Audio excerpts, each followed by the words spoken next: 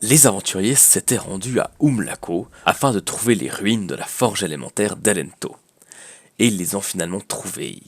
Et c'est ici qu'ils ont pour objectif de forger la clé élémentaire de la nécropole perdue des Adans, afin de potentiellement mettre fin au problème que représentent les Vaadrines.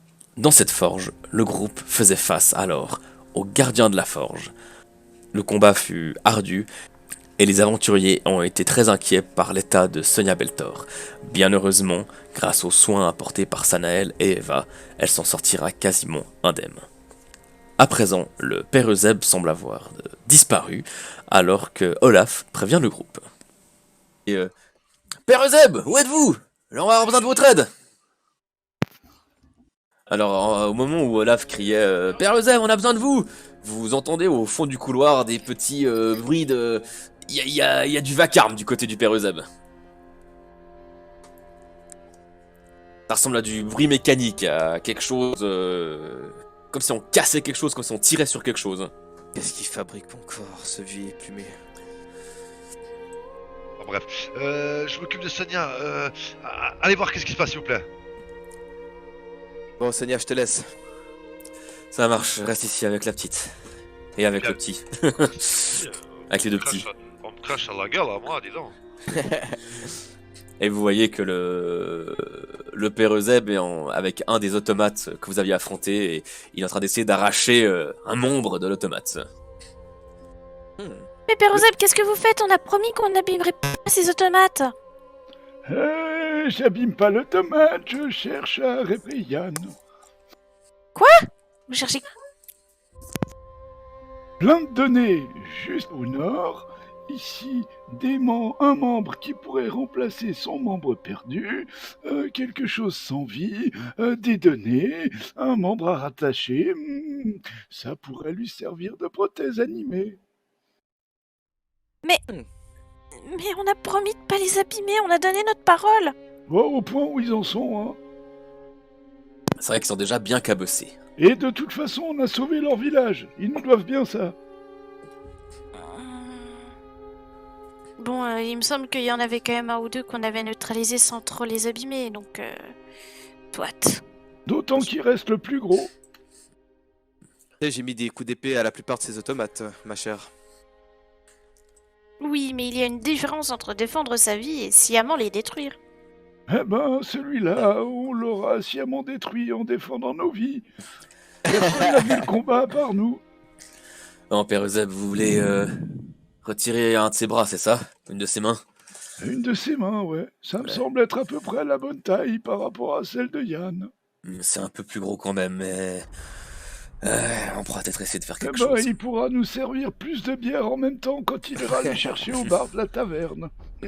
Allez, je vous aide à faire ça et après on va vite régler cette histoire de clé. Allez. Et avec l'aide d'Olaf, qui va quand même avec un peu plus de précision, il enfonce sa dague, l'interstice de l'automate, il secoue un petit peu, il dévisse d'un côté, et il parvient à extraire alors effectivement une main qui est quand même un peu plus grosse qu'une main normale. Mais ça nous servira peut-être de base. Bon, revenez par ici.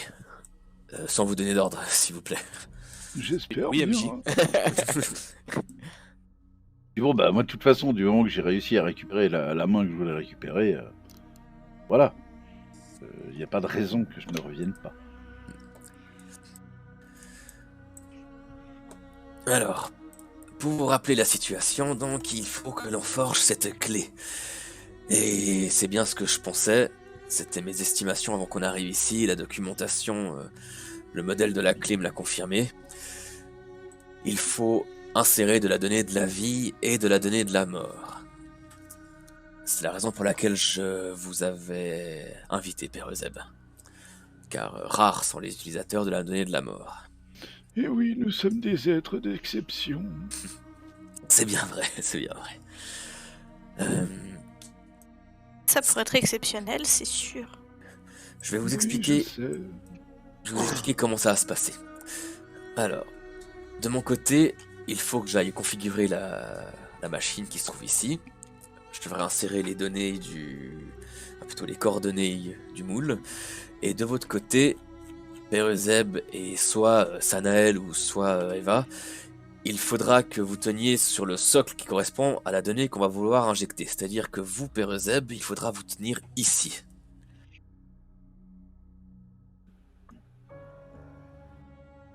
Et je ne sais pas, Sanael ou Eva, lequel d'entre vous Oui, veut moi, insuffler un peu de ton énergie? Bah, je sais pas si Eva elle veut bien, je vais rester près de Sonia. Oui, pas de problème, je m'en occupe. J'avais prévu de m'en occuper de toute façon. Donc je vais vous expliquer. Vous allez ressentir une certaine faiblesse. Parce que ça va retirer un peu de votre énergie. Cela va passer dans le circuit. Et va ensuite s'infiltrer dans le mécanisme qu'on va créer ici. Est-ce que vous pensez que vous aurez les forces suffisantes pour tenir? Oui, pour moi, pas de problème, bien sûr, Olaf.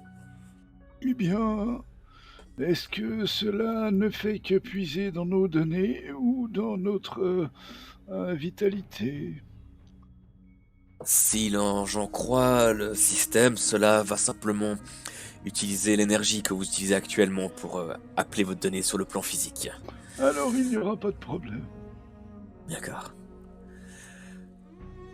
Bon, et très cher, j'espère que vous avez toute confiance en moi, car moi ce n'est pas le cas. On va essayer de s'y mettre. Alors, si je suis le modèle, c'est ça, comme ça, Yann, Oui. comme ça. je te propose, reste près de Eva, et moi je reste près du Pérezeb, et si jamais ça tourne mal, on les extirpe de la machine. Compte sur moi. Tu vois que Eva, elle met effectivement ses mains sur le cristal qui est devant elle, en fait, qui est probablement de l'Elentia, en fait, comme vous avez déjà pu en croiser. Et je sais pas si tu fais comme, si tu limites, Zeb.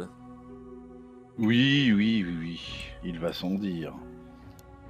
Et effectivement, dès que tu touches ce socle, ce cristal, tu te sens en parfaite harmonie avec ce matériau.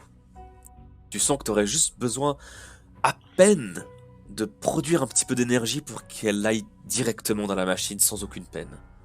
Ça te semble logique? Ok, alors ça se met comme ça. C'est juste. Alors, ça se met comme ça, ok. Ok, bon.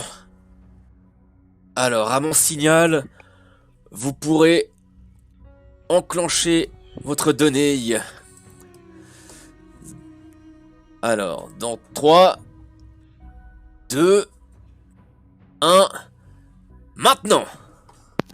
Bah, je m'attentise. Je suis devenu la mort, le destructeur des mondes. La vie n'est rien. Par la puissance de l'ombre, je te donne ma puissance. Et effectivement, tu sens ton énergie couler à travers le mécanisme. Ça te semble très naturel, et en même temps, petit à petit, tu sens une certaine faiblesse te gagner. Tu sens cette donnée que tu aimes tant, à laquelle tu voues tant de fois passer dans le mécanisme, passer dans la machine. Ah, mais Et je fais cracher les watts. Hein. ouais, bien sûr, ouais. Et la machine s'enclenche, vous entendez un tremblement, vous sentez des vibrations sur le sol. Et au bout d'un moment, le père Olaf crie: It's alive. ça a fonctionné! Ça a fonctionné! Et c'est vrai que Père Euseb, tu te sens très faible. Très faible. Et tu commences à tanguer un petit peu. Bah, je vais m'asseoir sur le truc mûche sur lequel je me trouve. Oui, j'aide le Pérezeb, je le soutiens. Et Olaf descend, toujours surexcité, et vous présente l'artefact que vous avez créé. Oh. On dirait un bouclier stylé. En fait, ça tient dans la paume de la main pour le coup. Ah, ok. Eh bien, vu que cet appareillage a l'air de pouvoir mêler les données, je crois que quand nous aurons repris quelques forces, nous pourrons en faire usage pour essayer de, comment dire, d'appareiller notre chère Yann. Ça va demander quand même une certaine technique. Je pense que ça risque de prendre plus de temps. Il faut étudier plus le fonctionnement exact de la machine. Je pense que c'est envisageable, mais ça implique que l'on reste ici quelques jours encore, j'imagine, à Umlako. Eh bien, qu'est-ce qui nous en empêche? Est-ce que nous avons des... Nous n'avons aucune limite de temps qui nous est imposée pour nous rendre à la nécropole perdue des Adans de toute façon. Mais même si nous avons une certaine limite de temps, qu'est-ce que ce temps gagné pourrait nous apporter si notre camarade n'est pas au maximum de ses possibilités? C'est très bien vu. C'est vrai qu'avoir un Yann complètement apte et libre de ses mouvements, c'est pas négligeable comme avantage. La fluidité de l'eau pourrait permettre à la main de s'animer d'une manière fluide. La vie permettrait de la connecter à la vie de notre ami et l'ombre lui permettrait d'occasionner des dégâts. La terre lui permettrait de donner de la fermeté et le temps lui permettrait d'avoir de la rapidité. Quant au feu, il est le souffle qui anime. Il pourrait... Enfin, voyez, je pense que nous tous pouvons apporter un petit peu de nous afin de réparer notre ami. Pendant que tu faisais ton explication, vous avez pu voir Olaf qui sort un bouquin qu'il a souvent sur lui, qui est probablement un journal de notes, et qui le déverrouille, et puis qu'il écrit tes idées, et puis puis tu vois qu'il hoche la tête positivement. Ouais, on pourrait utiliser ça comme ça. Ok, je vous propose, retournons à Umlako, allons nous reposer, et je vais continuer à étudier ces documents en attendant, et je pense que... J'espère, dans quelques jours, nous pourrons peut-être réussir à faire tout cela. C'est tellement ça le Père Ozem en fait. Mais complètement. Et puis donc, effectivement, avec... alors, Olaf potasse énormément la documentation qui se trouve dans la forge. Il passe énormément de temps à l'intérieur. Raki, toi aussi, tu vas souvent dans ces bouquins. Tu vois qu'il commence à travailler la main de l'automate. Un jour, vous vous retrouvez justement dans la forge pour pouvoir concevoir la nouvelle main de Yann. Vous mettez tous un peu de votre aide au niveau de la donnée, au niveau de l'énergie. Et il s'en vient finalement que, effectivement, vous parvenez à créer une nouvelle main pour Yann. Oh, let's go. Oh, pas mal. Il faut que je dépense quelque chose ou bien MJ? Alors, je vais considérer que non, parce que si vous dépensez quelque chose, considère qu'après vous allez vous reposer dans la journée. Donc au contraire, vous avez pris plusieurs jours de repos, donc vous pouvez tous vous remettre full life et full point d'énergie. Ah ah. Elle est stylée ta nouvelle main, Yann. Oui, Alors, par contre, dès qu'on te l'insère, en fait, elle se connecte, tu ressens quand même une vive douleur. sans blague, et j'ai les nerfs qui se reconnectent d'un coup. Exactement, alors tu es à ça, et je montre vraiment mon index et mon pouce sont très très proches. T'es à ça de tomber dans les pommes. On l'a vu. À ça Oh. Du coup, MJ... Alors pour le moment, tu gardes les malus que je t'avais placés. Parce que tu as quand même une nouvelle main mécanique.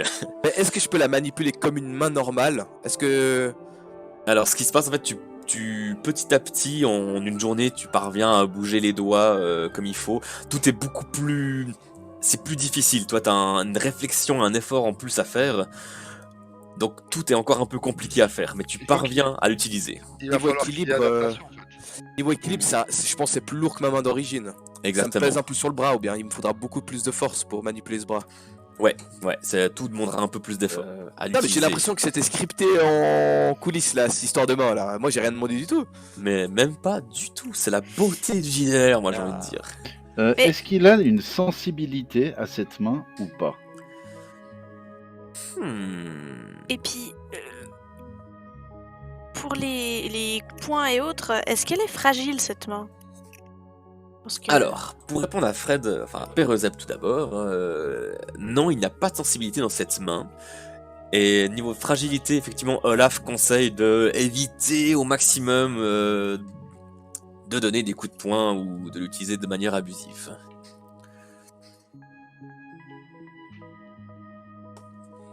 T'expliques. Pour le moment, c'est encore un. C'est un peu une bêta, cette main. C'est une alpha même. Voilà, oui, c'est ça. C'est la halle de Alpha. Et pour le moment, ça pourra juste t'en servir comme une main normale. T'arrives à porter ton épée avec. Mais commencer à faire d'autres choses plus acrobatiques, essayer de t'agripper avec pour escalader. Pour le moment, ça va être compliqué, mais il veut bien essayer de l'améliorer au fur et à mesure. Bon, du moment que je reçois cette main, je m'entraîne à l'épée et je ne fais que ça. Ça marche. Tant qu'on n'est pas en combat ou en mission ou en expédition. Très bien. Par contre, Yann, tu essayeras quand même de te ménager un peu parce que ton bras devra aussi se rétablir du choc, même s'il a été soigné. Ah, t'inquiète Enfin, pas, il il en a vu traumatisme. d'autres. Je te fais un petit clin d'œil. Mais oui, t'inquiète, je me ménagerai, Raki. Et est-ce que vous faites quelque chose d'autre de particulier avant de quitter Umlako? Eh ben moi, vu que je suis quand même le soigneur du groupe, j'arrive à les traverser. Je vais vérifier régulièrement en fait que la main indienne se porte bien, que la greffe est bien prise, qu'il n'y ait pas de rejet ou des trucs comme ça, tu vois. Ouais, ça marche. Au niveau des habitants d'Umlako, du maire et niveau, on va dire, plus politique dans notre relation avec eux, comment ça se passe? Enfin, j'essaie de rester en contact en fait avec... Ouais, alors forcément les premiers jours le maire attire vraiment une sale gueule parce que il a perdu sa fille dans la bataille, mais en même temps il est quand même heureux parce que vous avez défendu son village, donc vous êtes vraiment les héros du coin ici. On vous regarde avec une certaine admiration et on vous remercie souvent. Alors surtout les premiers jours, c'est quand on vous croise quelque part, c'est merci encore. Et petit à petit, le maire reprend un peu des couleurs, même si les Umbras sont très pâles. Mais en tout cas, vous avez sa considération absolue. Et il vous pardonne même d'avoir un petit peu maltraité les automates. Voilà. Ouais, Mais ce que je veux dire, c'est que je vais essayer dans la mesure du raisonnable, hein, je veux pas le harceler non plus parce que c'est une période de deuil et de grand désarroi pour tout le peuple d'Umlako, mais essayer de travailler sur les relations diplomatiques qu'on peut avoir et sur les éventuelles collaborations qu'on pourrait continuer d'avoir sur le long terme, faire un peu, voilà, un peu de relations internationales, on va dire, vu qu'on est là. Ah ouais, du relationnel carrément, du politique. Ouais, bah c'est un peu mon rôle dans le groupe, hein, à la base. C'est vrai que vous avez une représentante politique avec vous. Bah, je m'assure juste qu'on soit en bon terme, comme ça, si jamais une fois on a besoin de se planquer quelque part ou qu'on a besoin de soutien, on sait que eux ils répondront présent. Voilà, c'est important. J'en prends très bonne note. Quelque chose d'autre avant de quitter Umlako? Non, moi, comme j'avais dit. Ok. Je vais quand même adresser une prière. Je vais quand même adresser une prière à tous les gens, pour tout le monde en fait, histoire que. Parce qu'ils ont quand même été accablés par le malheur, hein, quoi. Bien sûr, ouais. Puis donc, après ces quelques jours de repos, d'ingénierie, de réflexion, de recherche, de documentation, Le soin. de soins également, bien sûr. Et Oui. du temps. Et de Oui, temps, le Et de temps. car ah le oui, temps, toujours et encore le temps. Olaf, au bout d'un moment, le jour que vous avez décidé comme étant le jour du départ, vous réexplique sa réflexion par rapport où devrait se trouver la nécropole perdue des Adans. Et donc ressort un autre bouquin qu'il a dans sa sacoche, qui était donc une fable, enfin un recueil de fables, et vous montre donc celle-ci, Et il vous explique que que comme toutes les fables, elles ont un fond de vérité, elles sont toutes inspirées de faits réels, et que ce qui est expliqué dans cette fable pourrait montrer à des indices concernant l'endroit où pourrait se trouver la nécropole. Puisqu'il est fait mention de deux cons qui, les deux, mourront un jour de toute façon, et se retrouveront au pied des deux statues. Et il explique, il vous montre une carte, enfin la carte que vous possédez de la région. D'ailleurs c'est fou, on pourrait presque entendre à l'intérieur d'Umlako la pluie qui s'abat encore à l'extérieur. Et il vous explique que selon lui, tout au sud de la plaine de Pandora, dans la vallée d'Onamia, c'est ici qu'il y a deux grandes statues qui représentent des divinités de l'Empire Adam. Et que selon lui, du coup, la nécropole pourrait se trouver là-bas. Ce serait au fond de la vallée en fait. Exactement. Et du coup, est-ce que le jour du départ est arrivé pour vous? La crêperie aventurière, elle se situe où? Alors me la souviens crêperie pas. aventurière, elle se trouve plutôt par ici. Mais Olaf, le chemin qu'il propose, lui, parce que là, ça fait quand même un détour, mine de rien, c'est presque une journée de détour, même à dos de Faldan. Il vous propose plutôt de passer, d'aller en tout cas dans cette direction. Mais je n'arrive pas. Dans cette direction-là. Mhm. Et parce qu'il connaît la route qui va dans cette direction, dans ce chemin. Il sait qu'il y a des routes qui s'en suivent. Et il sait que dans ce coin-là, il y a un refuge. Donc vous pourrez D'accord. par exemple séjourner pour la première nuit. Mais donc, on passerait pas donner des nouvelles aux aventuriers de la crêperie aventurière et à la bouteille de vin du vieux Bah, je on n'ai peut, plus en son fait, nom en tête. On peut faire un petit détour, hein. On fait une boucle, on perd un petit peu de temps, mais si on veut vraiment le faire, on peut le faire. J'aime Vous pouvez tellement, tout à fait. j'aime tellement la map de nuit, c'est incroyable. Bah la map de nuit, la map avec la flotte et tout. Ouais. Trop beau. Mais effectivement, vous pouvez tout à fait faire un détour pour aller à la crêperie. Je me dis qu'on n'est pas très très loin et si on n'y va pas maintenant, on risque de ne jamais le faire. En même temps, c'est vrai que vous avez passé plusieurs jours de repos ici, donc soit vous considérez que un jour de plus de perdu entre guillemets, ce n'est pas grave. Franchement, on a la clé, on n'est pas pressé, on n'a pas d'ennemis au cul qui nous tiraillent, on peut hein. Ah non, il y en avait un, c'était Eden et on l'a botté. Oui, on a tellement botté que t'as perdu une main et qu'il a disparu. Ah bah regarde, On a j'en ai besoin une nouvelle. on avait besoin d'une intervention extérieure des Lyrichem pour s'en sortir à peu près, donc on va pas non plus faire les fiers. Moi, je trouve qu'on peut être fier de nous quand même, parce que c'est pas tous les jours que quelqu'un arrive à un Non, exploit non. pareil. On lui a tenu tête, on n'est pas tous morts, c'est sûr, mais sans intervention, on l'était. On n'est pas tous morts de notre groupe, personne n'est mort. Alors oui, il y a eu des pertes civiles, mais à partir du moment où on est intervenu, il y en a eu très peu. Du moment qu'on avait fait le choix de défendre le village, on était prêt à la mort, n'est-ce pas? Presque. Oh, il y a bien longtemps que je suis prêt à la mort. Vous, ça je le sais. C'est pas le J'avais truc pas- que vous appelez chaque matin? Mais ce n'est pas ironique. Il l'appelle de ses voeux carrément. Yes. Du coup, qu'est-ce que vous en pensez? On fait un petit tour pour donner des nouvelles fraîches à la crêperie aventurière et peut-être faire porter un message au Conseil mondial pour leur parler de nos dernières avancées, notamment de l'apparition d'Eden? Ah, c'est une bonne idée. Ça, c'est Sonia qui parle. Surtout que, rappelez-vous, Je pense que c'est une assez bonne idée, effectivement, oui. ils nous ont confié un objet qui permet d'appeler un coursier. Enfin, un oiseau. Ah oui, c'est juste. Je pense qu'à faire un petit rapport de la situation, sans forcément donner tous les détails, notamment notre destination, mais au cas où le coursier pigeonique serait intercepté. Mais voilà, je pense qu'il s'est passé suffisamment d'événements marquants pour qu'on en fasse un rapport.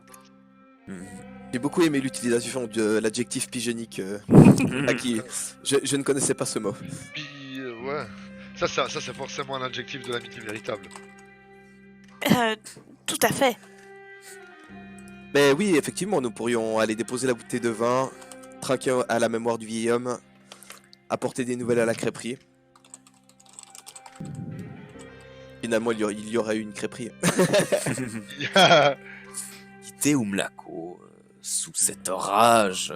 Vous gravissez la pente qui vous a permis d'accéder à cette région, à Dotfaldan toujours. Et Olaf, donc à la base, proposait plutôt de partir en direction du sud-est, mais vous avez décidé de faire un détour et de vous rendre de nouveau à la crêperie aventurière. Et donc vous partiez plutôt en direction du sud-ouest. Et vous partez donc sous cet orage, cette pluie battante, et toujours les sabots de vos Faldan qui s'enfoncent dans la boue petit à petit. Mais lors de cette première journée qui vous amène jusqu'à la crêperie aventurière, il ne se passe rien de particulier. Et assez rapidement, vous retrouvez le confort et la joie de vivre de cette taverne. C'est la Comment ville un il peu s'a- plus déconfite que j'entre à l'intérieur. Comment il s'appelait déjà le vieux Umbra qui nous a accueillis? Je sais que Raki le sait ce nom, mais Lucie a oublié. Auguste, le vieil Auguste. Auguste, le vieil Auguste. Et dès que vous arrivez, vous voyez le... Comment il s'appelait déjà? Sven Nirignon qui vous barre le chemin puis il vous reconnaît. Et c'est... Ah, vous êtes là de retour. Quel Enfin, bonbon vous amène ici? Pas un signe de tête, mais je fais pas de sourire comme la première fois. Eh bien, nous avons trouvé Umlako et nous y avons séjourné un moment comme nous avions prévu, mais nous avons de mauvaises nouvelles et nous voulions vous en enquérir. Oh, quel genre de triste nouvelle. Eh bien, vous nous avez recommandé de parler à un certain Umbra, le vieil Auguste, qui vous avait hébergé et qui nous a généreusement hébergé aussi. Et malheureusement, Umlako a été victime d'une attaque et vieil Auguste n'y a pas survécu. Oh non, quel malheur. Qui attaquait la ville? Qui attaquerait cela? Quelle armée? C'était des bandits? Alors, je vais baisser un peu le ton pour pas faire une panique dans la taverne. Eden. Tu vois que il se fige un moment, son regard, tout son visage devient aussi pâle que Sanael, ses yeux s'écarquillent. Eden? Mais Eden a disparu. Merde. Les gens sont pas au courant? Si. Mais ils Si, sont pas si. tous au courant, je crois que c'était un peu secret défense au gouvernement mondial, la réapparition d'Eden. Ou je me trompe? En tout cas, c'était Je plutôt me rappelle secret plus. défense. Au Grand Ouais. Conseil, s'était demandé que, que vous le disiez pas trop. Merde. Mais pour moi, tu sais, c'est genre, c'est des villages qui se font attaquer, donc forcément, ça se répand les nouvelles. Bah, ça va se savoir de toute façon, hein. Oui. D'une manière ou d'une autre. Hein. Donc vous c'est- avez contribué à ce que ça se répande maintenant. Non. Alors, Écoute, je vais reprendre. déjà- J'avais oublié. Déjà, tu peux tutoyer Raki, hein. Arrête. Mais moi j'avais fait aussi des conneries, Raki, t'inquiète, c'est. Oui, mais C'est comme ça. toi, c'est toi. Moi, je suis censée corriger ça, Il y justement. a Sven qui tombe dans la chaise qui est derrière lui. Alors, je vais rester vers lui. Je fais, c'est par égard pour votre amitié pour Auguste que on tenait à venir vous révéler la vérité, mais comprenez bien que il faut éviter les mouvements de panique de la population au maximum. Donc, nous espérons que vous saurez garder un peu cette information pour vous, même si c'est pas facile. Enfin, et sachez que Eden a été vaillamment combattu par les gens de Mlako et nous-mêmes et qu'il a disparu sans raser complètement le village. Donc peut-être qu'il ne reviendra pas, nous ne savons pas. Eh bien, c'est avec des mauvais augures que vous entrez dans notre établissement aujourd'hui. Et merci de votre sincérité. Allez donc prendre place. Je vous en prie. Et juste avant qu'ils partent, d'ailleurs nous ne sommes pas venus les mains vides. Enfin, le vieil Auguste, avant de malheureusement nous quitter, était en train d'aller chercher une bouteille de sa cave et avait prévu de la partager avec nous. Et en sa mémoire, nous pensions la partager avec vous, qu'il l'avait aussi bien connue. Et je sors la bouteille du sac. C'est très noble à vous. Merci. C'est avec plaisir que nous échangerons un verre ce soir. Merci beaucoup. Je vais prévenir mes compagnons. Vous voyez qu'il a, ouais, il a la mine déconfite maintenant. Tu m'étonnes. En plus, Raki, elle a pas forcément le meilleur tact du monde. C'est pas très grave, bien. Ah, Raki. ça. Ça devait se savoir de toute manière. Si Eden continue à faire des ravages, forcément tout le monde va le savoir. Bien, vous n'êtes qu'avec des mauvaises nouvelles, vous, ce soir? Quels enfants? Non mais... Non Pardon. Une réminiscence d'un vieux cauchemar. Un souvenir du passé. Sven m'a prévenu de ce qui est arrivé. Merci de nous avoir avertis et comme je confirme ces dires, c'est avec plaisir que nous échangerons un verre en la mémoire du vieil Auguste ce soir. Je me suis laissé dire que ce vin pouvait être assez fort. Il pourrait nous monter à la tête si nous avions le ventre vide. Eh bien... Est-ce vrai que vous avez combattu Eden et défendu Umlako? Ouais, on peut plus vrai. Putain, je me montre du pouce. Ok, elle tirait un peu une sale tronche et puis te voir tout ragaillardi comme ça lui fait un petit sourire. Vous me laissez, j'arrive qu'à 2 minutes, continuer les discussions RP, je vais me chercher un whisky. Yes. Et d'ailleurs, Raki, à ce moment, elle va avoir le regard qui glisse sensiblement vers la main de Yann. Oui, c'était un combat on ne peut plus intense et difficile, plus pour certains. Nous n'avons pas tous perdu la main, en tout cas, au niveau de se battre. C'est vrai qu'on n'a pas perdu la main au combat, on est toujours aussi bon. Vous voyez qu'elle comprend pas où vous voulez en venir. Et là, je souris à Perezeb qui a amélioré, qui a rendu ma blague comme elle devait l'être à la base. Et Yann, elle fait un grand sourire. t'as même pas écouté en fait, il a entendu Eden, il a regardé le feu de la cheminée, il a regardé sa main avec un peu de tristesse, et il a touché sa nouvelle main et puis il avait les flammes dans les yeux qui lui rappelaient le combat contre Eden. Effectivement, à travers ces flammes, tu revis peut-être quelque part le brasier qui est né à Umlako, et la douleur qui s'en est suivie de cet affrontement chaotique et titanesque. Et au bout d'un moment, en tout cas, on vous offre la première tournée de crêpes, qui sont toujours aussi délicieuses. Et au bout d'un moment, toute l'équipe de la taverne revient vers vous et vous échangez donc un bon petit verre de ce délicieux vin que le vieil Auguste vous avait amené. Est-ce que vous dites quelques mots en son honneur ou autre chose? Oui, je pense qu'on va parler un peu d'eux et puis on va comparer un peu ce que eux se souviennent du vieil Auguste, de ce que nous on a vécu, le peu de temps qu'on a été avec lui en sa compagnie et puis voilà, échanger un peu des histoires, est-ce qu'il nous a raconté, est-ce qu'on a pu lui raconter, enfin les moments qu'on a partagés ensemble, je pense. C'était un brave homme qui ne tarissait pas d'éloges pour vous. Ah, il nous narrait à quel point il vous appréciait et à quel point votre générosité le touchait.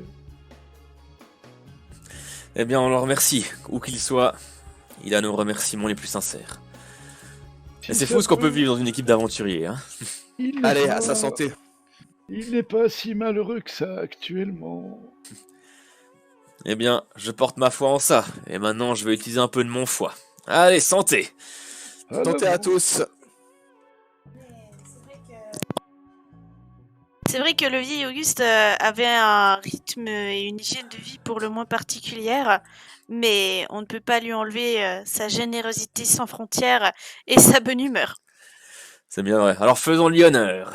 Comme lui faisait honneur de sa propre vie, à travers la boisson.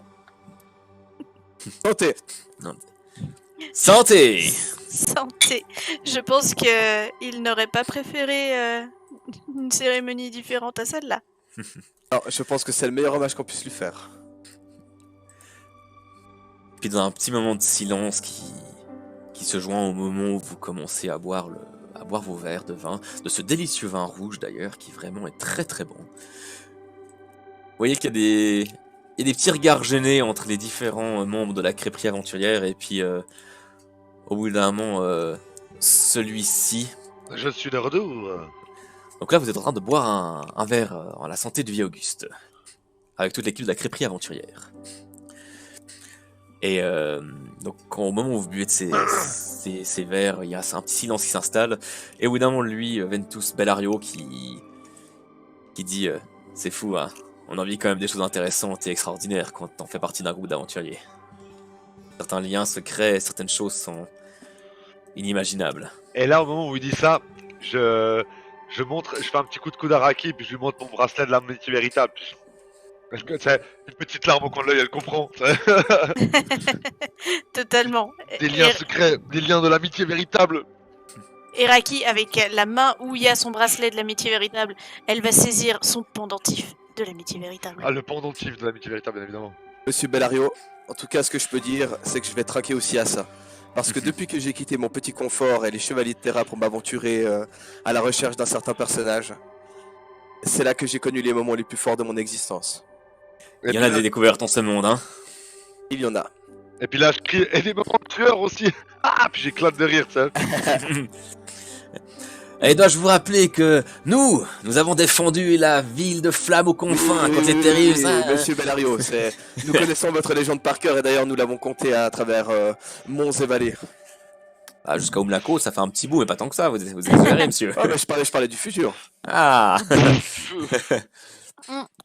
Eh bien, Ferme-la, je crois que nous, notre péripétie la plus incroyable, ça c'est quand même cette rencontre à Umlaco contre ces certains personnages que nous avons combattus. Et vous, quel est votre souvenir le plus mémorable d'aventurier?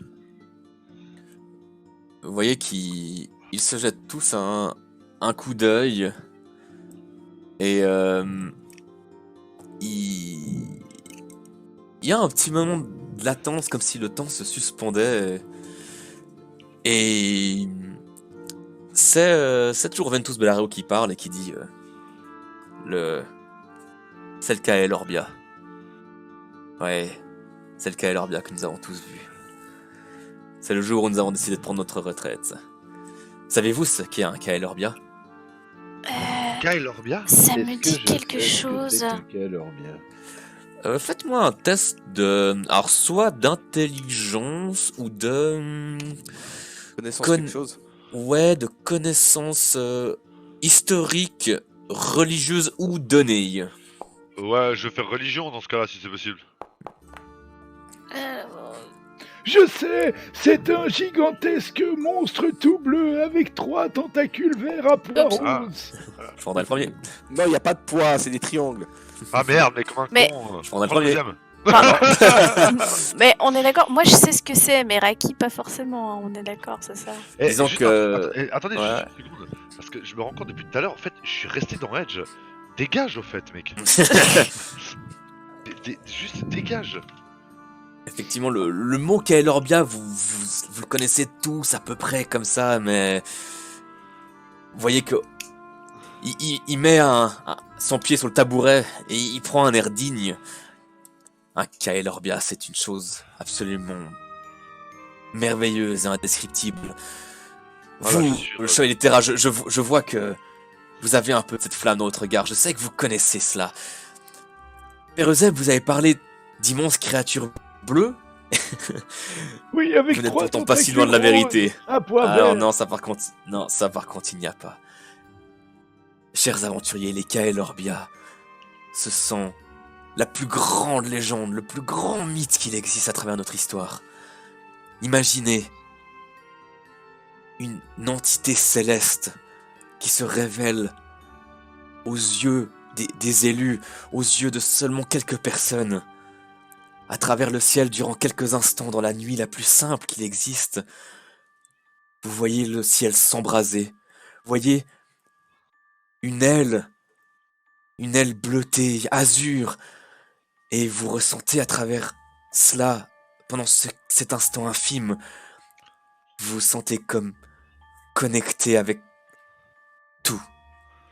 Vous vous sentez happé par la grande voûte céleste, par l'océan, par l'histoire du monde. Et les recensements de gens qui prétendent avoir vu des Kael Orbia se font si rares. Et nous, Nous sommes 5 à l'avoir vu. Nous sommes 5 à avoir décrit la même chose. Et c'est là que vous allez nous prendre pour des fous, hein. Mais est-ce qu'on leur dit ou pas? Allez, on peut leur dire quand même. Ok, je vous amène un menu. Alors, la Raki, elle a. C'est plus des yeux qu'elle a, c'est des paillettes, c'est des phares dans la nuit, c'est fou. Samael a abandonné son air ahuri habituel pour être nettement plus concentré et sérieux. Il a son air de quand il passait des heures en salle d'études, là. Clairement. Ah, je suis un peu comme toi. Et T'as passé des heures en salle d'études, toi? Non, mais je suis très intéressé comme si Ah, j'étais en salle ok. d'études. moi, mon air devient tout aussi intéressé à l'évocation d'un menu gratuit. Alors, il pose le menu sur la table. Vous voyez tous ces termes. Pointe sablée, mouche-mouche, la pointe de York, l'onyx, la flagadac, tout cela. C'est la nuit, nous avons décidé de prendre notre retraite d'aventurier, que nous avons tous vu ce qu'est Elorbia. Et au moment où nous avons vu ce qu'est Elorbia, nous avons vu des histoires venues d'ailleurs. Nous avons ressenti des histoires venues d'ailleurs. Et ces mots sont venus à nous. Et quand il parle, vous voyez qu'il commence à avoir les larmes aux yeux. Ces mots sont venus à nous et c'était au moment de notre retraite. Alors nous avons décidé de faire honneur à tous ces termes que nous avons entendus, à tous ces mots, tous ces noms qui viennent d'ailleurs, qui viennent de l'infini. Et dans notre bien piètre possibilité de leur rendre honneur, nous les avons mis à notre menu pour se rappeler que c'est ce jour-là que nous avons pris notre retraite. Ça doit vous sembler totalement, totalement impossible, totalement improbable, mais c'est quelque chose que nous avons vécu tous ensemble et qui n'a aucun sens et qui pourtant revêt du plus grand sens de notre histoire. Voilà, en tant qu'aventurier, d'aventurier à aventurier, nous devions... C'est un honneur que de vous partager ce secret, que nous n'avons révélé à personne, Pourquoi donc? car on nous prendrait pour des fous. Les Kaelerbias sont des contes, sont des légendes, on en fait des chansons, mais personne n'y croit vraiment. Comme l'homme réponse, et pourtant nous n'hésitons pas à dire que nous l'avons rencontré 2 fois. Vous avez rencontré l'homme aux réponses? 2 fois. Ah oui, de la tête. Tu vois, il tombe sur la chaise, il met ses mains, sa tête dans ses mains et... Au fond, peut-être que toutes les légendes ont un fond de vérité. C'est le cas. Et du Nous coup, avons vous avez pu lui rencontré- poser des questions? Nous avons rencontré un Lyrichem également. Lyrichem... C'était les arbitres du grand conflit entre Midgard et Asgard. Ah oui, ça me dit vaguement quelque chose, mais... Les anciens Adans. Oui. Ah.